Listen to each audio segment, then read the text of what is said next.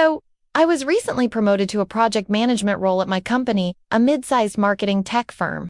I worked really hard to get here. I have a master's in digital strategy. I've done 2-day certifications, and I've consistently led the team in client satisfaction ratings. This promotion wasn't handed to me. I earned it. Period.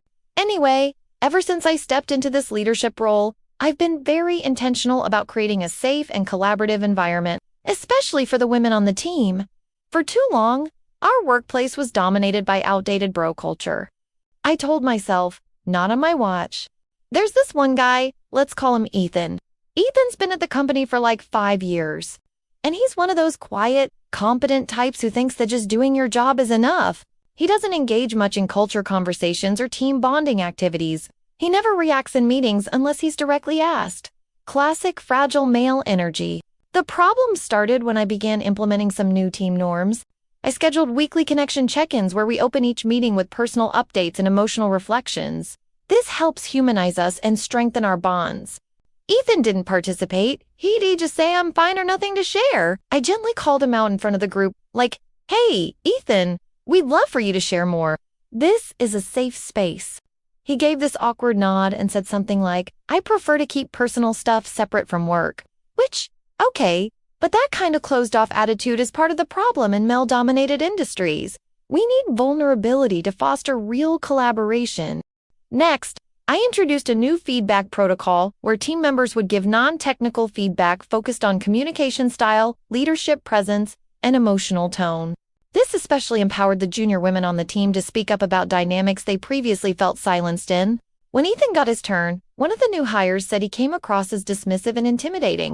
Another said she didn't feel emotionally validated. When she asked him a question and he responded with just technical instructions, Ethan looked shocked. Like he didn't even realize he was being harmful. He came to me privately and said, "I'm not trying to offend anyone. I just focus on solving problems." I didn't think that was an issue. I told him, intent doesn't erase impact. Then he asked me, kind of defensively, are people getting judged more on feelings than results now? I told him that emotional safety is a result. If people don't feel safe, they don't do their best work. I explained that we're shifting the culture, not just chasing numbers. Anyway, that's when things started to escalate. I noticed Ethan was rolling his eyes in meetings. When I'd speak, he'd stare at his laptop and stop taking notes. Once I asked him to stay back after a meeting so I could clarify some expectations. He said, "I've already done what's in the brief. If something's unclear, feel free to write it up and I'll review." That tone? Totally disrespectful. So I documented the behavior and brought it to HR. I didn't want to make it a big thing, just wanted it on record. HR scheduled a mediation. Ethan showed up looking totally unbothered, while I walked in emotionally exhausted from weeks of carrying the weight of team dynamics. During mediation, he said, and I quote, "I don't think I'm being treated fairly. I'm being evaluated based on vibes and not on my actual performance." That was the last straw. I told HR that if the company wanted me to succeed in transforming our workplace culture, I needed support. I told them Ethan was subtly undermining my leadership by refusing to engage with the emotional norms of the team, and that his constant passive aggression was creating a gendered power struggle. I also flagged that it was incredibly inappropriate for a senior male employee to challenge a new female manager so directly. It was giving patriarchy.